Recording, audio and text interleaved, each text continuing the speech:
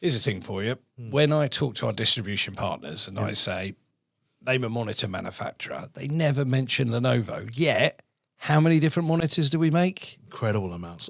All the way from entry up to like, designer, Pro high-end level stuff, pro level stuff. Yeah. And it amazes me because I think it's frustrating sometimes that we seem to only really think about selling our monitors when we sold someone a desktop or a notebook PC.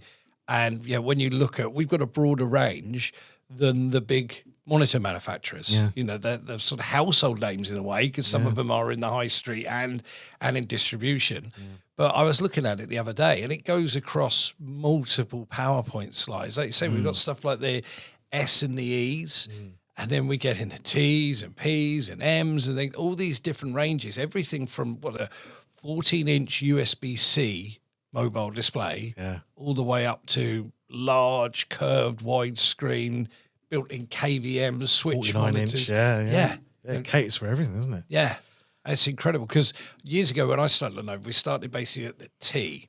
So we were looking at sort of what was a minimum requirement for enterprise level features.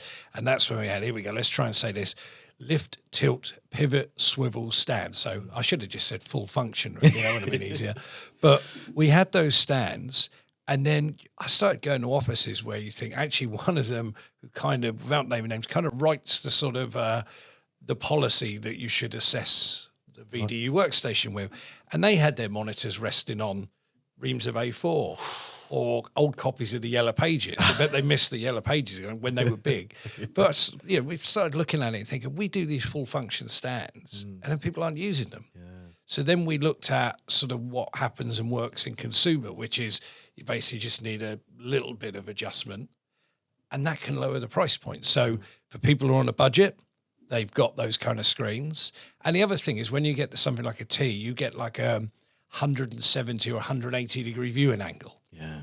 So looking at it like that, oh, look at the colors. We can't read what's on the screen. Now, if you change that viewing angle a bit, and you can still good for collaboration, sit next to each other, but it brings the price different, slightly better value panel. But then we've still got customers who want that in their spec because that's what they're used to.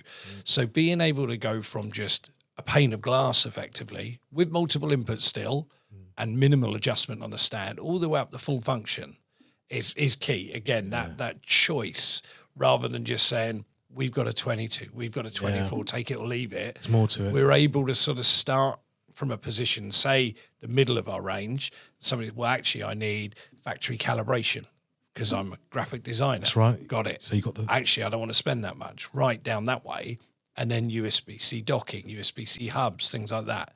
That's a really interesting one. A lot of people thinking about that. The space saving, at desks, having the monitors, having that sort of integrated, docking. Essentially, it's great. One cable solutions.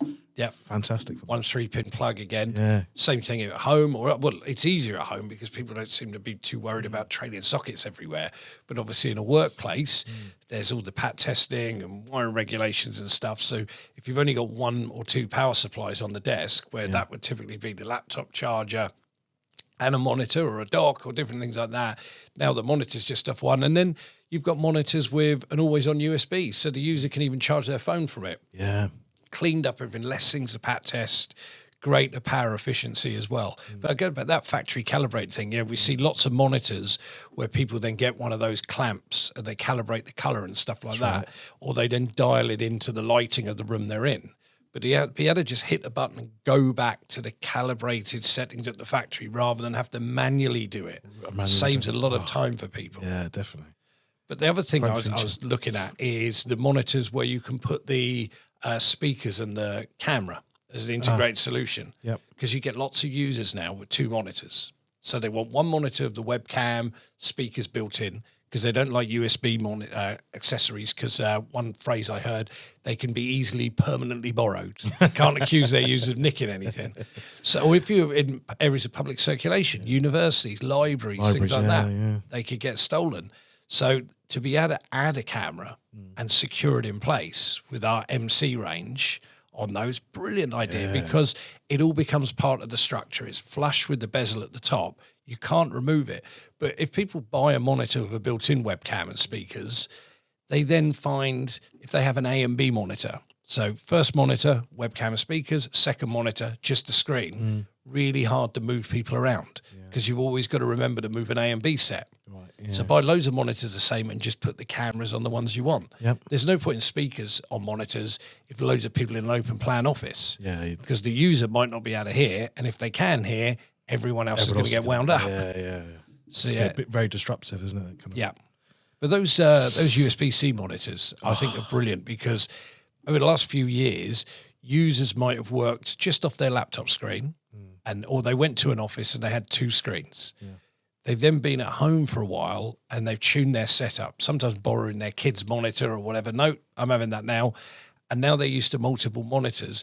We're hearing lots of people struggle to go back to a single pane of glass. They're used to having multiple applications open. So even, I mean, my eyesight's shot. I need a 20-inch laptop really. But you get users who sort of, I just can't work off one bit of glass now. Yeah. So having a little 14-inch USB-C monitor running off the notebook battery, two screens, data sets, and we discussed in another video, being able to fit that in the bag as well. So thin and light as well, isn't and it? it's the same pane of glass that's actually on our ThinkPads.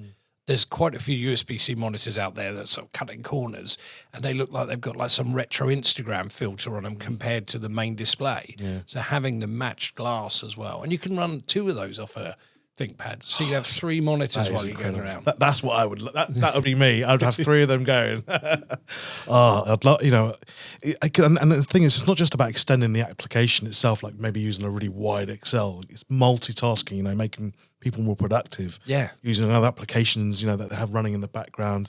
A bit of music on one of them, or Teams. That's a great example. Having Teams on one of them. Your main sort of present, or workflow on the middle.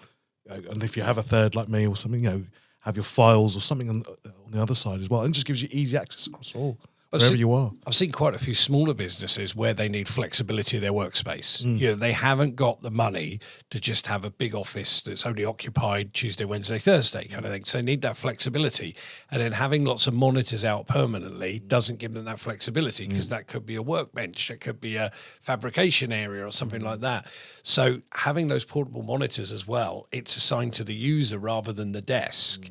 And yeah, absolutely for productivity. But I find myself now, if it's something where I need maybe to pull some data from Excel to put in the PowerPoint, I find myself now, I'll wait till I get home tomorrow to do it rather than try and work off a single pane of glass because I'm just not used to it now. So you really adjust how you do your productivity when you're in the go compared to when you're at home. Yeah, because of that, isn't it? Yeah, being able to have that in the bag, but then being able to get home to the one my wife uses, that P34W, it's two monitors in one, but it's also got two docks in one effectively. Yeah. So she's working off two systems and just tapping a button to switch between them.